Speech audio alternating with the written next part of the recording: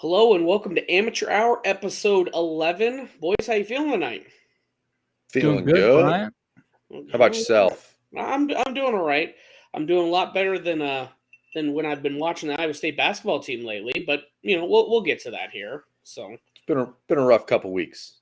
shit. Speaking of rough, you drinking old fashioned there, Trent? What you got? Old fashioned again. Oh yeah. Man, it must have been a rough week if you're drinking an old. You went through the effort of making an old fashioned. Oh yeah. It's Thursday. I mean, we got one more day. Why not? Hey, Friday. we're about to Hit get the crazy weekend. on this Amateur Hour. Let's hit the weekend. Yes.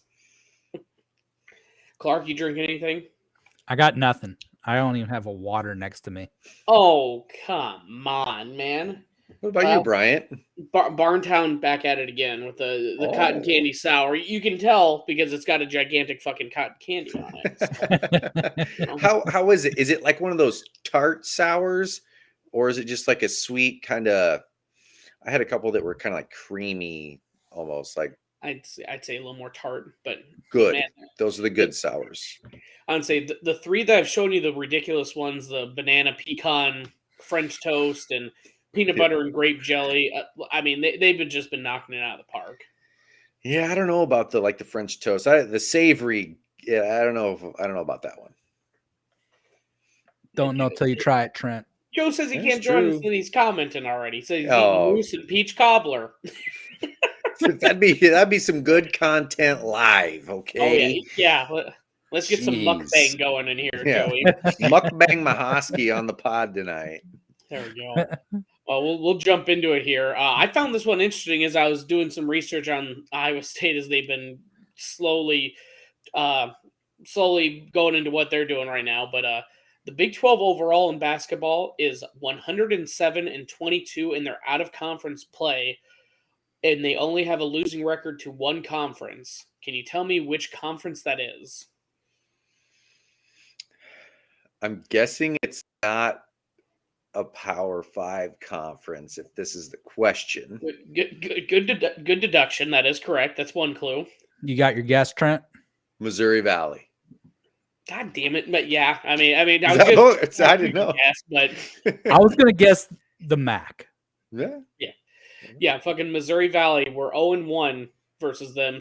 Southern Illinois beat Oklahoma State 61-60 earlier in the year. So.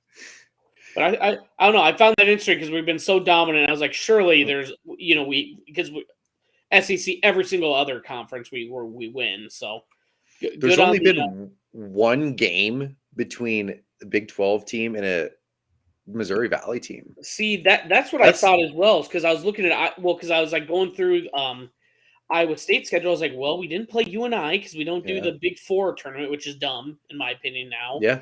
And I couldn't remember who it was, but all right. Well, real quick, what's the mascot for Southern Illinois? The Salukis. Okay, Salukis. All right. You can't stump Clark and I. An obscure mascot. Keep trying. I would rather than there's 10,000 Bulldog teams. There's 10,000 Warriors and Spartans, whatever. I will give it, at least they're different. A Saluki, different specific dogs. For sure. Like, isn't that their minor league team? It's like the Chihuahuas or something. That's Trent's favorite team right there. Yeah. The El Paso Chihuahuas, baby. Exactly. I just happen to have the hat sitting right in front of me. So now I'm going to wear it. Perfect. All righty. Well, hey, we'll jump into it here. We'll do a little realignment talk because that's kind of been picking up some steam this week. I don't know if you guys follow him. It's MHver3 on Twitter. It's really an odd name, but he's like a West Virginia source or whatever. I don't know who he's got, but he was the one that first broke the USC UCLA Big Ten rumor like months before it even hit. He's been kind of going on a storm, and a lot of ESPN people have been kind of backing it. It sounds like the Pac-12 is kind of screwed right now. They had I think it was a $250 million a year for all of their teams, so around $25 million media rights, which it's not good. And if you want to compare it to the other conferences right now for $25 million, the Big Ten right now, they're roughly going to be getting about $60 million a year next year. The SEC, $55 million. the Big 12 roughly 43, and then the ACC 38. So they are well below every other conference here, and it kind of sounds like ESPN, they pulled their $250 million offer, and now they're only offering around $200 million, and that's about the same that they're getting for strictly streaming with Amazon and Apple and all these other media members. I know I think CBS and Turner are out. They were thinking of potentially getting into it, but man, it's kind of been a cluster. What are your guys' thoughts on it right now?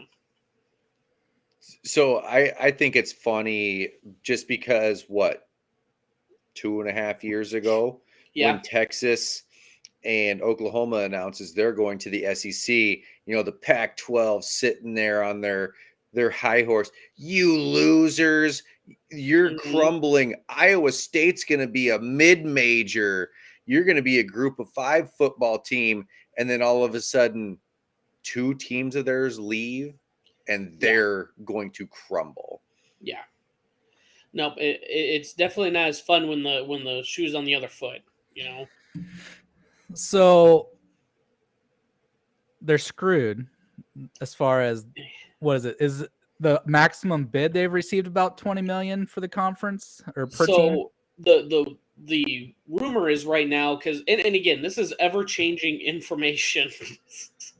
Trent's got a little graphic of every other team on the of like getting crossed out of the original Big 12 here, but this is sorry to interrupt you, but this is the Pac-12 Sports on Prime, their Twitter account. It says the Pac-12 loses USC and UCLA. The Big 12, LOL, losers. You guys won't have a conference soon, and we're going to take at least 4 more schools from you. The Pac-12 has like a face emoji, and then they have this, which is showing 6 of the original Big 12 teams crossed out because they've left. So we've lost half of the Big 12, original Big 12, and we are going strong and adding more teams. And they lose 2 teams, and they're just going to crumble. I mean, if we want to be real honest, we kind of were starting to struggle at the right time because we were the first ones that got hacked away at. So we're the first ones that were able to really kind of jump ahead of it. We're going to be real honest. Sucks losing 2 blue bloods going to the SEC. We're probably not going to get as big of money if we would have added and had those 2 in there, but that allowed us to kind of get a realignment. I think Yormark is a huge part of that as well, bringing in the right business sense guy, and as well as someone. Right now, it sounds like he's aggressive. He's been going after the right schools with the Arizona schools.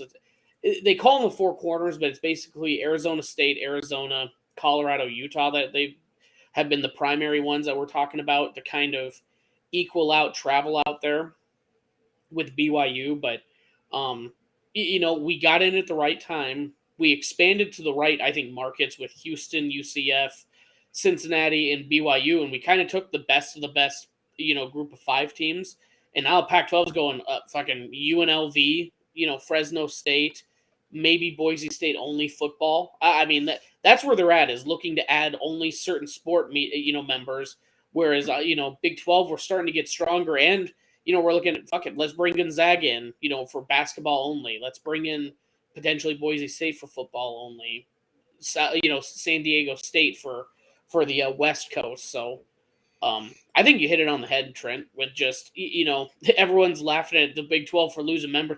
We've been doing this for a fucking decade and a half, man. We're used to this by now. So I have a question for you. Mm-hmm. Let's say they didn't lose any teams out west. How many Pac-12 games are you tuning into? Well, I mean, Oregon and Washington are probably the 2 that are going to bring the national media attention. Maybe me as well, but I don't tune into those games. Especially now without USC. How many times did you tune in to see Oregon? Oh, very few. I think I watched tuned in for one UCLA of their and games. USC. I think there was one game I can recall that anybody watched of Oregon this year, and that's when they played Georgia in Georgia, which would have been a normal time game. Most Pac-12 games aren't even starting till 9 p.m., it seems like. So Pac-12 after dark, my friend. Yeah, I mean, a lot of people are tuned out and done with their day and not watching. So I tuned in to like one Oregon game and the USC UCLA game this year. That's it. Yeah, I'm not sitting down looking at Arizona State's playing Washington tonight. Okay, like not gonna happen. So here's a question for you too, because you're Big 12 guys as well. If we did go after the four corner schools, would you want Colorado back? Would you take Colorado back in the Big 12? Only because one, they have Deion Sanders. That's a little flashy right now. I think you bring in some older rivalries back from the Big 12, as well as honestly, you get back in the Denver market. I mean, I'm looking at it more like spread into a different state again. Yeah, that I don't look at it as like finally we're gonna bring back the Buff days. It's strictly Denver. That's what I'm looking at. Yeah, that market, it's easy to travel.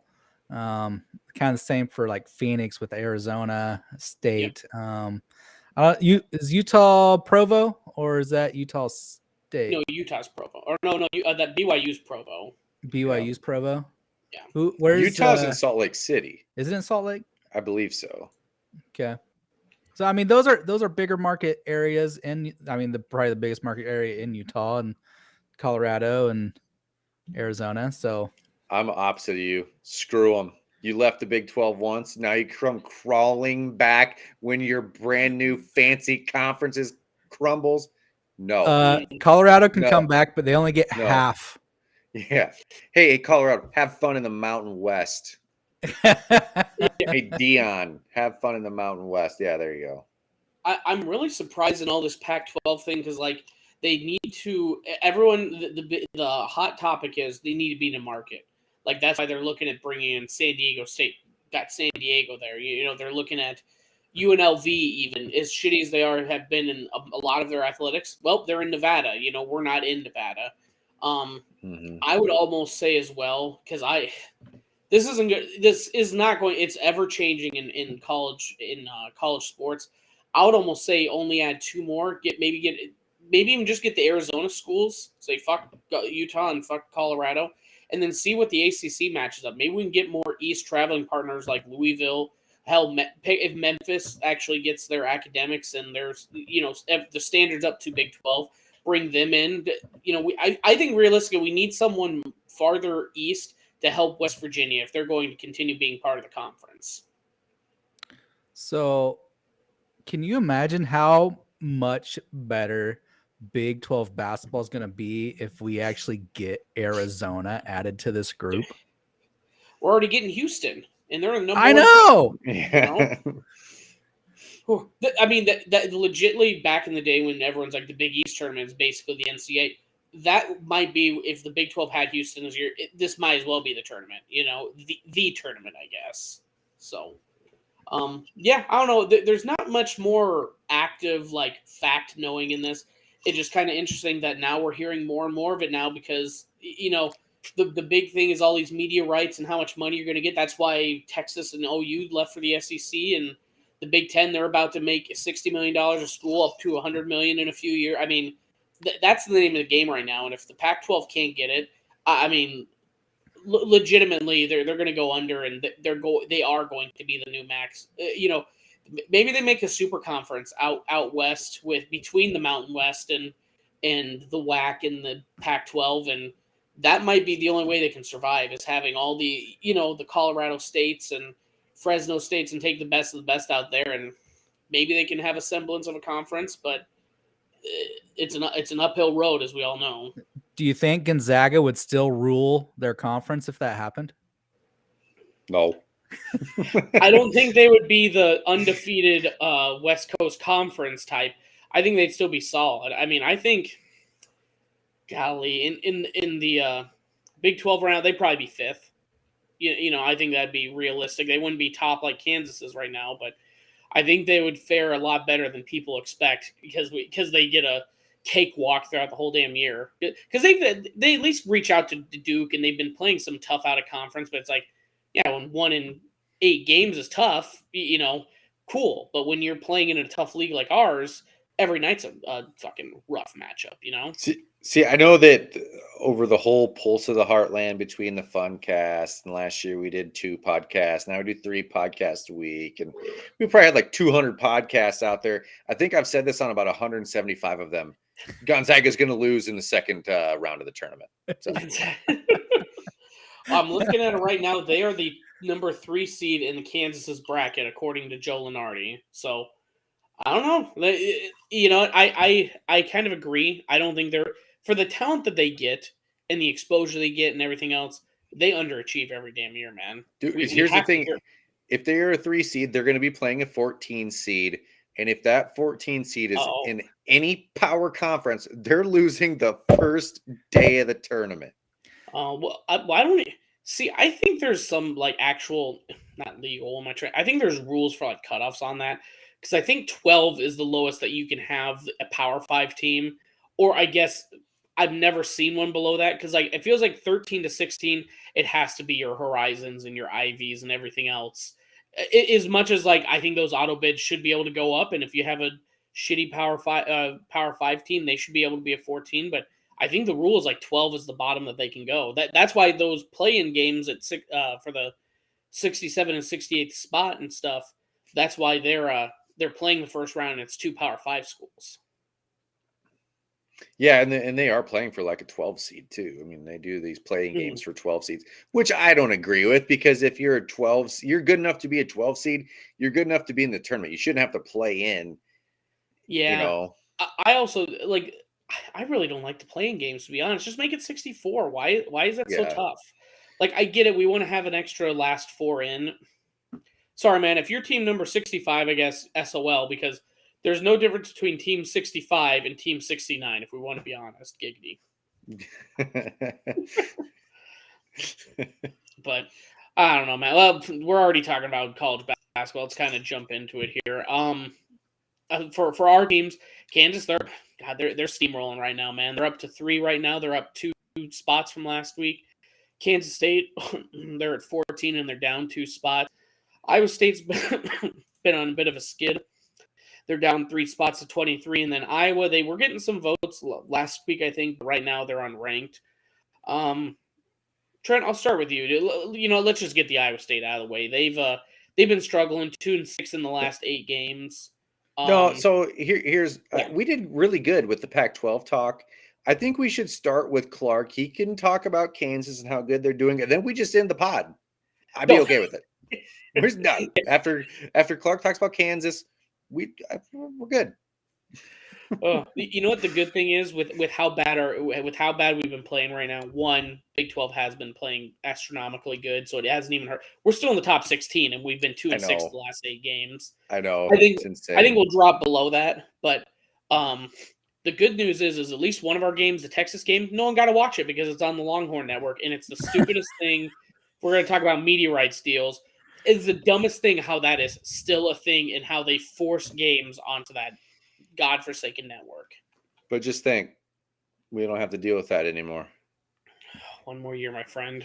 So I'm counting down the days. I could have watched it. I do have the Longhorn Network. I chose not to watch it. Good. I didn't watch any of the game the other night. Not 1 second.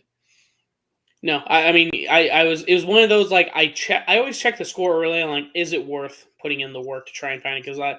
Because I have a way of watching Longhorn Network as well, and I just looked at the score, I go, nope, not even worth it. Went back to Hogwarts Legacy and just went on. That's exactly what we were doing. So Katrina was playing Hogwarts Legacy. I was laying in bed. I checked the score. It was halftime. I'm like, I'm not even going to go out to the couch and turn the game on. I'll just watch Katrina play Hogwarts. So, yeah, it's been a rough, 8 games? So a rough month for Iowa State basketball right now. I went to the Oklahoma State game a couple weeks ago, and we've talked about it before. We are not mentally tough right now. No. And not that we couldn't, but, like, we are not showing it. Anything goes against us, the referees, you know, they start calling a game where you can't play defense as hard as we would like to, and we can't change our course of action. We can't change the way we're playing. We get easily upset that would cause us to make mental errors. And even when the other team makes mental errors, we can't make her godforsaken free throws. Yeah. So Now, I don't know. Go ahead. Now, so we're going through the second time through the conference right now because we all play a home and home. So I do like this though, because the second time through, the teams have seen us once; they know how to play us. I do like this because the teams we're going to be playing in the tournament, they haven't seen it yet. They haven't seen this defense. So I really think Iowa State can still, in the tournament, get to a Sweet 16 again for that reason. That is, I'll be honest, my one shining light and why I brought up that trivia question is, we've been playing not great in the Big 12. We're not playing them, hopefully not playing a Big 12 team early on in the tournament, but I think that defense translates in how we got to the Sweet 16 last year. That translates in the tournament. They're going to let you play in March. So, for sure. But if Caleb is going to throw a little temper tantrum and and TJ's trying to calm him down, or if we're going to have people that are just like I said, I know it's been a couple games, but watching Grill in Oklahoma State, that was really disappointing watching him. I get he's not even 100%. He is still dealing with that back injury, so hopefully he can get over that too. But I was gonna say, even if he's healthy. Yeah, that's not gonna. Is that gonna mean all of a sudden he's gonna stop throwing temper tantrums if someone's getting in his face and the ref's not calling the game how he wants it? No, you got to get through that. So we do have a couple games coming up that we can get it right. We play versus Oklahoma and West Virginia, which both games are at home. Let's hopefully these can be get right games for us because they're two of the not greatest teams in the conference. I mean, West Virginia is still pretty solid, but. Get a couple good get right games. I think we have a shot where we can at least get a bye because isn't the top 4 seeds in the Big 12 byes are only top 2. Oh, I think it's only top 2 actually. Is it top 2 that there's 10 teams though? Yeah, because then it would be 4 games. Yeah. So I don't think we'll get a bye in the Big 12, but. I don't know, man. At this point, let's just get healthy. As much as I would like to win the Big 12 tournament, if we got kicked the first round, I could really care less. At this point, Sweet 16s and beyond is the goal, from last year. Yeah. Iowa State has West Virginia, Oklahoma, and Baylor left. Yeah, 2 of those games are at home. Baylor is on the road. They are ranked number 9. Yeah. So if Iowa State can go 2-1 to end the season, I feel like that would be good for right here for the players, between the ears, heading into the Big 12 tournament. Couple goals. I think 2-1 in the last 3 games is a very easy goal to hit. I think a second one that we should push for is don't have any player be an accessory to murder. I think that is going to be a big key one that can help build the team morale and don't get us in the wrong mindset, And if they are, just get them back on the team. It's fine. Nate Oates established that, hey, as long as you weren't the one accused and in jail, it's fine. Just get out there. It's that very impactful South Carolina game that they South Carolina game that they had to play him in. He's dropping 40. He is definitely dropping 40. Yeah. He's the guy that he just brings it. Whatever you need, he'll bring it to you. He's got it. He's an assist guy, So, golly. I pulled up the Big 12 conference. That's why I'm being so blinded here by this white screen right now. Yeah. I pulled up the conference schedule for the tournament. The 8 and not versus 9 play, and then the 7 versus 10. That is the first round on Wednesday. And then those teams join the top 6 seeds for the quarterfinals. Yeah. There it is. Thank you. So the top 6 teams get a bye. All right. We're right on the edge, though. I think we're 5th right now. So. We could be. Yeah, let's not act like if this was a month ago, my nose would be in the air. Yeah, right. We would. Now I'm like, let's put our nose in the grindstone and let's get it done. So, but yeah, well, good. Well, at least we could even get a buy into it and go from there. But Yep. well, Clark, let's jump to. I think I can't remember if it was your Trent or both that fucking called this, but like a month ago, hey, they've been playing like shit. They're fourth place in the Big 12. Someone else is about to win, and then one of you said, "Oh, don't worry. This is when they start getting their play together, start getting their shit together. They're coagulating, coming a team." That guy. And that guy says it. He says it. Now here we are every year. Every freaking year, and it pisses me off because this is the year KU's going to suck, and it never happens. Hey, young, raw, talented roster, but they can't play as a team. Someone else is about to win. Just kidding. Fuck you. It's KU again. God damn it, man. Dude, it says so much about Bill Self, dude. And that's what pisses me off too. Dude's got a toupee, and he's just coaching the hell out of his team. Trent's so jealous of the team he puts together every year and that magnificent looking head of hair.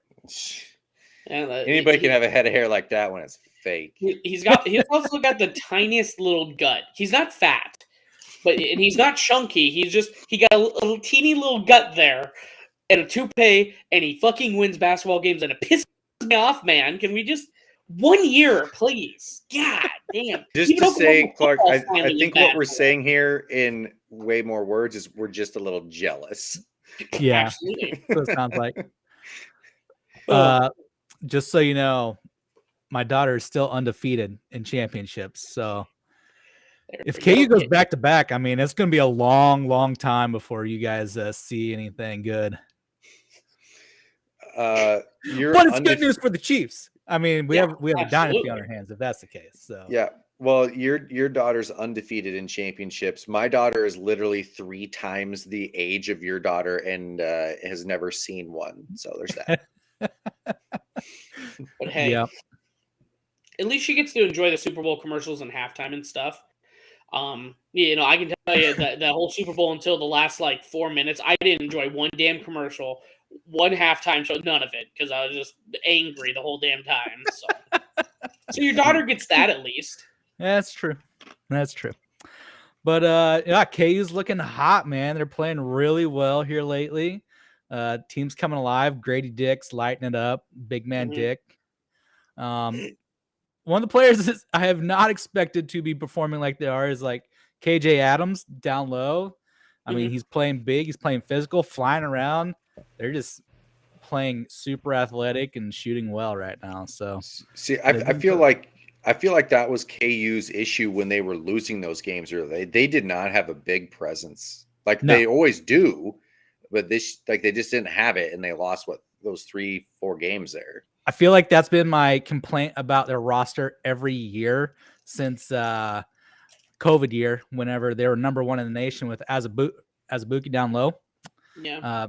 Dude was awesome. He was huge. He was dominant in the paint.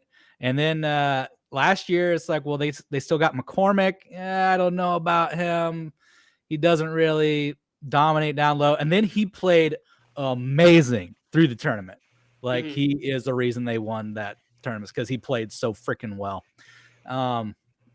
Yeah, we'll have to see if KJ Adams can make it happen this year. You get so spoiled with Joel Embiid and Azubuike back to back, and then oh shit, we don't have a big man, and then all of a sudden here he comes. Oh yeah. You know, one thing that KU has right now that has really been helping them, and this maybe is just a simpleton's take, but where I feel like Iowa State struggles and KU is able to go above and beyond is KU has stars. They have the star that they can go to. I mean, if you just look at the stats right now, Big 12 leading scorer, Jalen Wilson. Big 12 leading rebounder, Jalen Wilson. Number 3, Kevin McCullough. You have these guys. DeJuan Harris is number 2 in assists. You have all these players that are leading in key stats, and KU has those type of players that can lift them up. I feel like Iowa State, we have a bunch of very good role players, and when they're playing well, it's tough to stop because any guy can go off for 30. But when you have all these role players that are playing like role players and aren't able to create the scoring like we need to, we've had back-to-back 55 point or less performances, and we saw that last year when you don't have a guy that can create anything or anyone that's going to be outlandishly be great in rebounding, so we can get those extra reps, in on offense. We're always going to struggle, and that's where KU thrives right now. Is like they're always having the guy that can create the basket. You have the guy that's creating opportunities by getting the rebound. It's just that is one thing that KU is always going to have. It seems to me that they have at least 3 or 4 players on the floor who can cut, drive the basket, dish. I mean, it's that same molded player with your Jalen Wilson, Grady Dick, McCullough, Dwan Harris. Even though he's a bit smaller, he's still very capable about driving to the basket. I think he's another kind of low key unsung hero of that team with his leadership, because he was on the roster last year.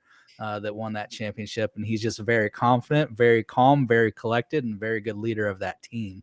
Mm-hmm. And you see that kind of throughout, like these guys that can create this stuff. You see it throughout the Big 12. Keontae for Kansas State, he's been huge for him. I mean, every single team kind of has that right now. The only one I can really even think, and I can't speak to, it's probably like Oklahoma. Otherwise, every other team I've seen has really had that player that can step up and be the difference maker. So I don't know. It honestly, good for KU. That's good for the Big 12 and basketball overall. But like, I can tell you, as not a Kansas fan, it's very frustrating seeing you guys just right back at it again. I'm trying to think. Is it Texas that KU is currently tied with in first?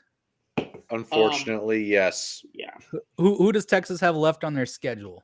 Ooh, let's see here. 1 second here. I will.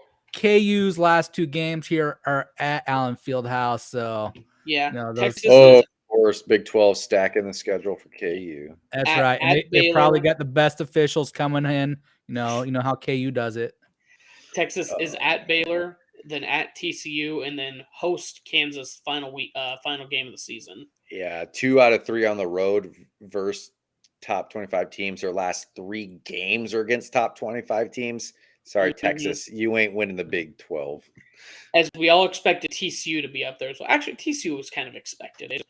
I think everyone expected. They've been building. Yeah. They've been building on that godforsaken, ugly-ass court, man. I'm going to tell you right now, I'm so tired of seeing just Boise State started a few years ago when they had their blue football field, and then Oregon wants to be different. They have whatever the gigantic tree in the middle. I'm tired of all these disgusting-looking courts, man. Oregon's is worse. Oregon's is worse than TCU's. I'll go out and say that. Yeah. Oh, I'll agree with that. The trees, yeah. And trees all the way around the outside of the court. And I don't know what it is about Oregon. If you ever watch a basketball game or a football game, their camera angles are off. I don't know what's going wrong with their like every time it's just like, is it too wide? Is it like it's slanted down onto the court rather than like kind of every other game I'm watching USC at Colorado right now. It's just kind of at the play level. You're playing it. It's like it's too high. You know what that court tells me? What's that? They got too much bloody freaking money, and they are just looking for stupid shit to spend it on. Yeah. Phil Knight, you created this ugly ass court. We're all right. No more Nike products for the Pulse of the Heartland. I'm sick of it. I did read the Pac-12 because we've been again reaching out to the corner schools. One of the rumors as well is that Oregon and Washington would be willing to join the Big 12 if the merger was to happen, but they don't want to sign a grant of rights deal in case the Big 10 calls. It's like okay. I'll only date you if I can cheat on you once someone hotter comes along. That is essentially what Oregon and Washington want, and it just I would take Oregon in the Big 12. Even if they had that stipulation that they no, not at all. But if Oregon came to the Big 12 without that stipulation and to stay, heck yeah, I'd take Oregon. Oh, well, absolutely, in a fucking heartbeat. Hey, Trent, do you want to date Megan Fox in her prime as well? I mean, we're gonna say yes. I mean, come on. Is Oregon in their prime though? No, they got money. 10 years ago. They are Paris Hilton right now. They're past their prime, but they have a lot of money. How about that? There you go. Iowa State made them look foolish in the Fiesta Bowl. Yeah, Fiesta Bowls. New York 6 Bowls. That's what we talk about in Ames, Iowa. That's right. Anytime whoever wants to say we had a bad year, we beat 1-0. Oregon. We are 1-0 in New Year's Six Bowl. Winning 100% of the time, that sounds pretty good. I don't know about Undefeated. Undefeated. Oh, shit. I don't know if you want to hear this trend, but never mind. It's actually false. I would say Iowa and Iowa State have the same record, but Iowa lost last night, so they're actually 17-11 rather than 17-10. So all right, I do want. Never mind. We're way better. But hopefully they make it in, man. I would say they got McCaffrey back. They've been. I think they slowly realizing that Murray isn't his brother from last year. So hopefully they can string something together because it's funny because the middle of the Big Ten is the same thing. I think like 4th place is at 10-7 and like 9th place is like 2 games back. So yeah. Chris Murray is a disappearing artist per Mr. Uncle Joe. So yeah, I'd have to agree with that right now. I think do you think he comes back another season? I don't think he's done anything that makes him NBA worthy now. I don't think he'd get drafted. Yeah, that'd be good for Iowa if he comes back for another year, hones his abilities. I mean, it can't hurt them at this, or it can't. Yeah, I mean, you say he's not his brother, but Jesus, his brother wasn't he the Player of the Year last year in NCAA? Because didn't they have Luka Garza and then Keegan Murray as 2 Player of the Years in a row at Iowa? Yeah. Well, and they had Weiskamp, I think, a couple years before that. I mean, they've had top-tier players there. Joey's saying Iowa needs a day 1 game to get momentum going to the Big Ten, and then if he has big tourney, Murray goes based on what Keegan is doing. I almost think if you could get 1 bye in the Big Ten tournament, Joey, just don't, because has there been any Big Ten team that has played all 4 days in a row? I mean, your legs are just shot at that point. At least get the one day of rest. Hopefully, play Nebraska or Ohio State in the second round. And then beat up on a nobody. Get into now you at least have that break that rust off, and you get into the semifinals at that point compared to, like you said, rust or playing all 4 days. In my opinion. I mean, that would be the only way Iowa's playing multiple games in the postseason if they get to play multiple games in the Big Ten tournament. Come on, man. Why you got to hit him like that? Joey isn't even here to defend himself. I'm gonna kick him while he's down. Yeah, you can do it. Guy thinks he gets to go on vacation and gets to have an opinion in here. Yeah. I forgot how big the Big Ten is. No, I agree. The Big Ten right now is almost like Big East back in the day. I mean, they have just that same number of rounds. So I don't know. Again, with us losing the Big Ten to Iowa, hopefully they can make a run out of it and make us look a little better in my own selfish way.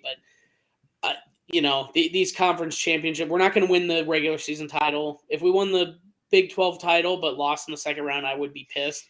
I'd rather lose in the first round of Big 12, get through it. I think KU could even give a shit less as well. So about winning the